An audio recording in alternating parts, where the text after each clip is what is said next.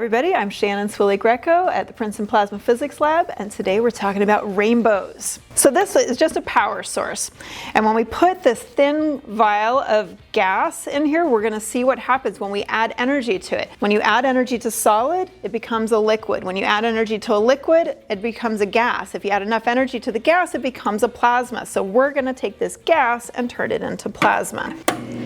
So that's what the light looks like. Now we're going to love that pop. We're going to take our flat prism, this diffraction grating, and we're going to hold it in front and break up the light and see what colors are made.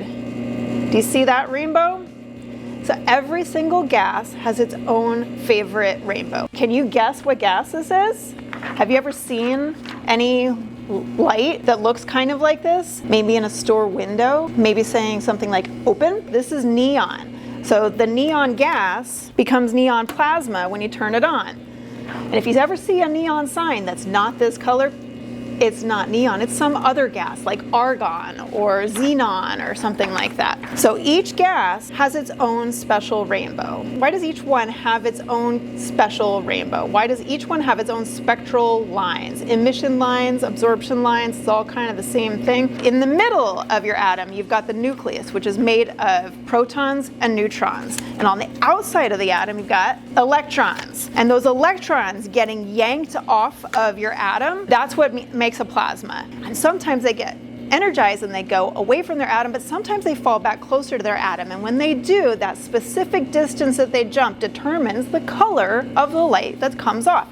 And each gas has its own structure of shells of electrons around it that determine those distances. So neon has those special colors. The spectral lines for neon are red, orange, yellow, and a little green. So now it's a gas, and now it's a plasma. So this is a different color than the neon. You can tell that just from looking at it. But now if you break it up into the colors that it's made of, you see different colors.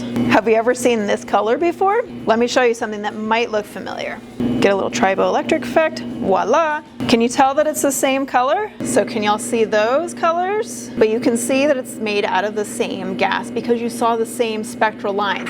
You can tell exactly what gas you're looking at by the spectral lines, by the special rainbow. Gas, plasma, and look at those lines. And look at how different those are from everything else we've seen. We have a completely different spectrum for this particular gas. This gas is especially important to us here at PPPL. If we see these spectral lines coming out of our experiment, we know fusion happened. Here at PPPL, we have the National Spherical Torus experiment upgrade, NSTXU, where we're conducting experiments on how to manipulate the plasma and solve engineering challenges around fusion. The gas that we put into NSTXU is typically hydrogen. And when those hydrogens smash together and stick and fuse, you have fusion, and the byproduct is the next element on the periodic table. We take the smallest element on the periodic table, hydrogen, we smash it with another hydrogen, we smash them together, they have two protons now, and that element is helium. So if we see this, we know